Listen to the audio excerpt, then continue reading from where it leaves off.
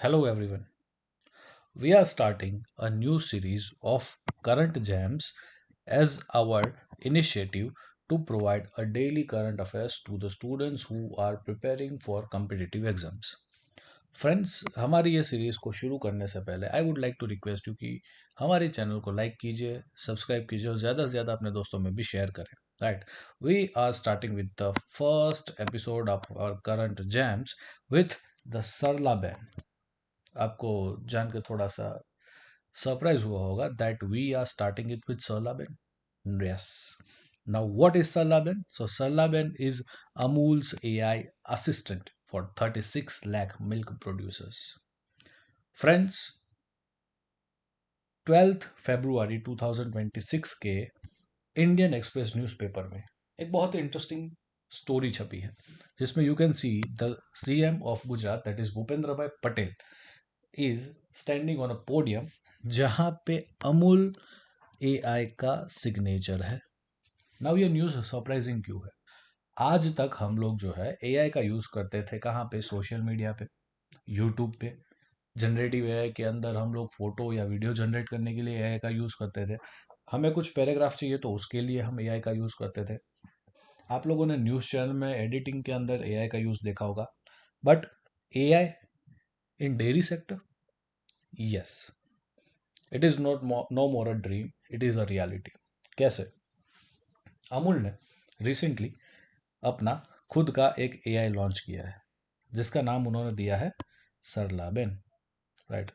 और बहुत ही इंटरेस्टिंगली हमारे सीएम ऑफ गुजरात ने इस नाम का इंटरप्रेट ऐसे किया है दैट सरला मीन्स सरल.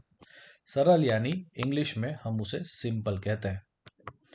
एक ऐसा एआई असिस्टेंट जो किसी भी लैमैन को उनकी खुद की भाषा में उन्हें जो सर्विसेज चाहिए, उन्हें जो इंफॉर्मेशन चाहिए वो पहुंचा सकते हैं. राइट. इंटरेस्टिंगली यहाँ पे भूपेंद्र भाई ने इस पर्टिकुलर सरला बेन को पाथ ब्रेकिंग स्टेप बोला गया है. भूपेंद्र भाई ने इसे पाथ ब्रेकिंग स्टेप के तौर पे एड्रेस किया है. नाउ यह पाथ ब्रेकिंग स्टेप कैसे है, मैं आपको ये बताना चाहता हूँ कि आज तक हमारी सोसाइटी के अंदर क्या होता था कि फिनेंशियल जो लेन देन होती है, फिनेंशियल एक्सचेंजेस होते हैं, वो मेजरली मेल मेंबर्स करते हैं सोसाइटी के अंदर. इस पर्टिकुलर एआई के अंदर, सरला बेन एआई के अंदर, फीमेल्स को वही बेनिफिट्स, फीमेल को वही इंफॉर्मेशन, फीमेल को वही सारी जानकारी जो उनको कहीं और से मिलती थी, आज वही सारी चीज़ें अपनी खुद की भाषा में सरला बेन को पूछने से मिल जाएगी. तो कौन सी इंफॉर्मेशन मिलेगी?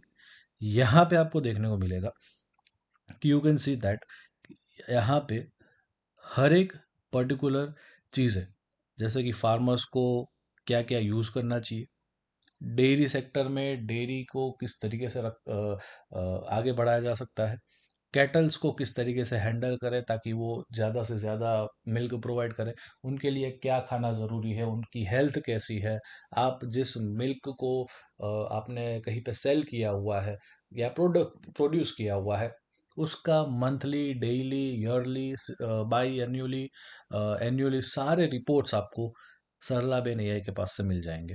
राइट. ये एक ऐसा एआई है जो फार्मर्स को सीधा का सीधा अमूल से without any delay informations provide करता रहेगा. ठीक है. और यहाँ पे सिर्फ और सिर्फ अमूल के ही साथ एसोसिएटेड लोगों को नहीं, हर एक लोगों को. ठीक है. जो भी इंसान, जो भी फार्मर इस डेयरी इंडस्ट्री के साथ एसोसिएटेड है, सभी को हर एक important updates, important information dairy sector के रिगार्डिंग मिल जाएगी. This is one step ahead in the self reliance. Right. और ये स्टेप आ जाना बहुत इम्पोर्टेंट है. As you can, you are all aware about the India USA tariff war. Right. And the recently signed India USA trade deal. ये दोनों ही चीज़ों में जो एग्रीकल्चर है, वो एग्रीकल्चर एक बहुत ही बड़ा प्लेयर बन के आया है. और हम लोगों ने ट्राई किया है, प्राइम मिनिस्टर और ऑफ नरेंद्र मोदी ने बहुत बारी ये रिपीट किया है that India is focusing on self reliant, farmers का नुकसान नहीं होने दिया जाएगा। एंड इसी लाइन पे ये एक step which made India self reliance, which thought that India could be self reliant in the field of this cooperatives and agricultures and dairy sectors. यहाँ पे भूपेंद्र भाई ने ये चीज़ भी मेंशन करी है दैट इंडिया जो है under the leadership of prime minister Modi, आपको देखने को मिलेगा कि एक डिजिटल रिवॉल्यूशन से गुजर रहा है। ये मेरे शब्द नहीं है, हमारे सीएम के शब्द है, भूपेंद्र भाई पटेल के शब्द है। डिजिटल रिवॉल्यूशन इंडिया में चल रहा है। किस तरीके से चल रहा है? You can C UPI. Because of UPI आज जो स्पेंडिंग पहले थोड़ा सा टफ था, आज बहुत ही आसान हो चुका है।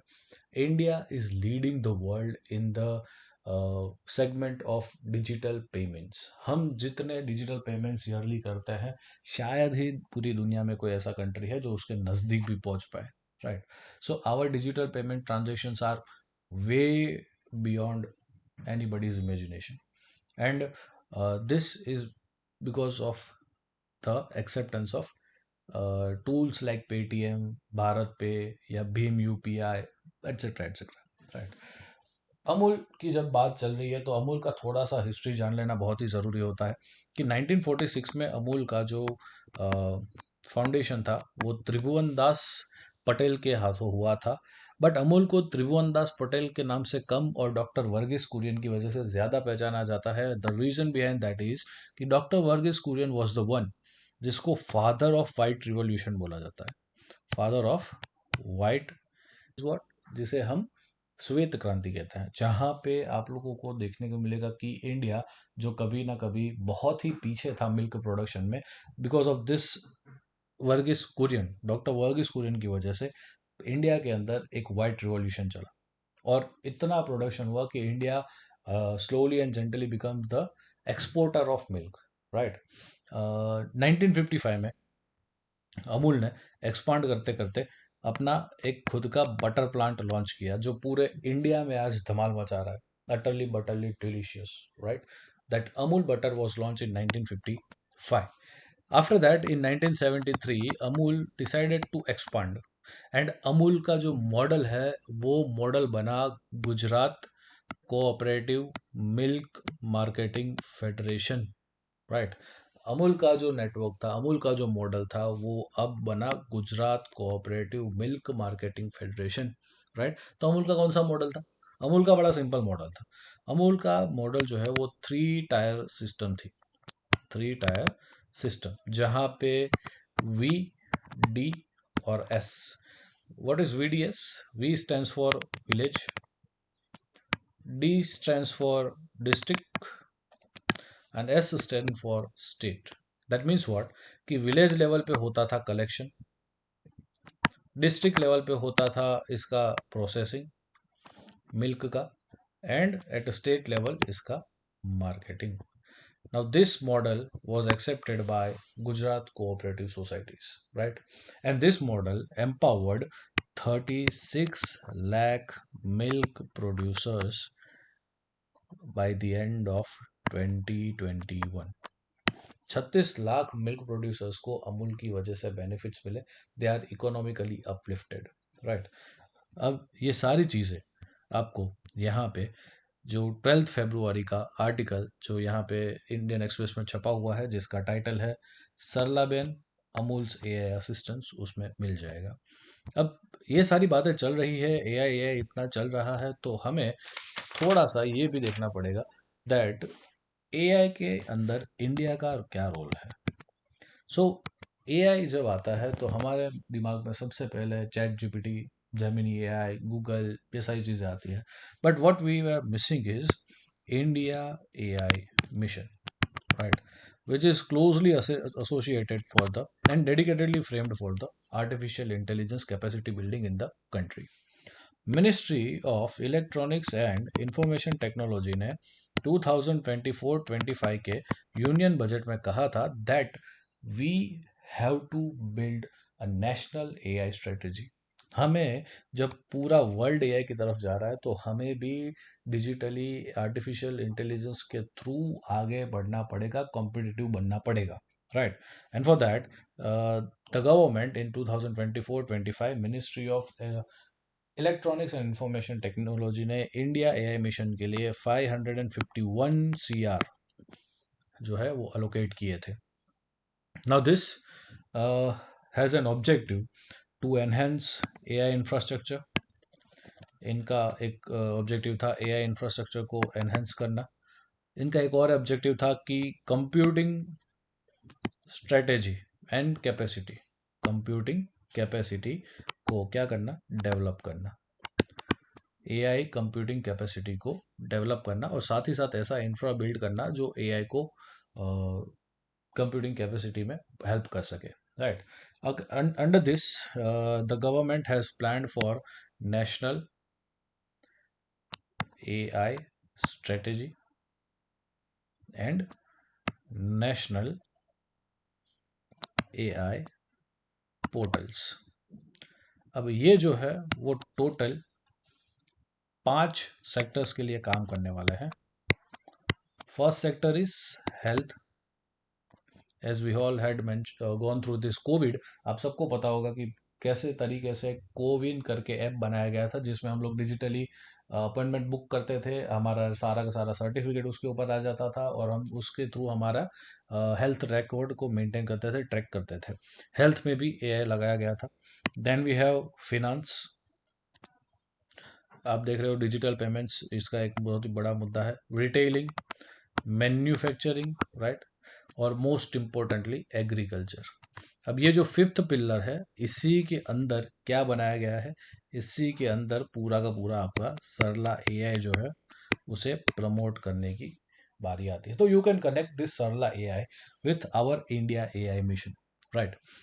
देखा जाए तो वैसे गवर्नमेंट के बहुत सारे इनिशिएटिव्स है जो एआई को प्रमोट करते हैं।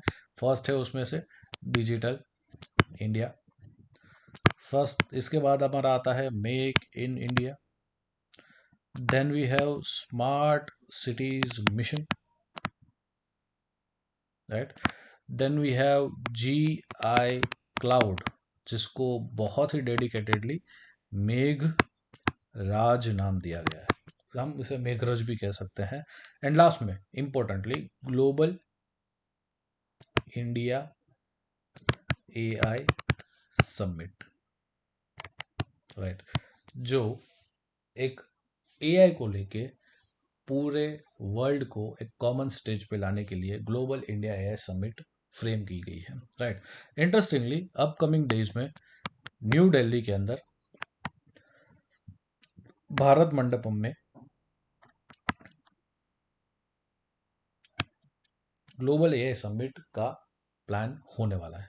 अब ये जो ग्लोबल इंडिया एआई समिट है वहाँ पे ही ये सरलाबेन एआई जो है उसे क्या किया जाएगा, उसे यहाँ पे ग्लोबल लीडर्स के सामने, ग्लोबल इन्वेस्टर्स के सामने क्या किया जाएगा, प्रेजेंट किया जाएगा। एंड ऐसा मानने में आ रहा है दैट सरलाबेन सिर्फ और सिर्फ इंडिया के लिए नहीं बना, ये इंडिया की कोऑपरेटिव सेक्टर्स को वर्ल्ड लेवल पे ले जाएगा, राइट। एंड हमारे कोऑपरेटिव्स इतने स्ट्रांगली आने वाले समय में काम करने वाले हैं जिससे पूरे इंडिया को ही नहीं पूरे वर्ल्ड को बेनिफिट्स मिलने वाले हैं। And Sarla AI is not just a step in that but it is a milestone in itself, right. अब इंडिया एआई के जो मिशन है उस मिशन के अंदर कुछ 7 पिलर्स आए हुए हैं।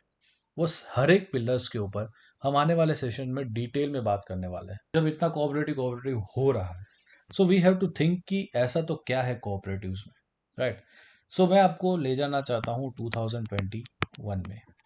Back in 2021 government of India has established ministry of cooperation.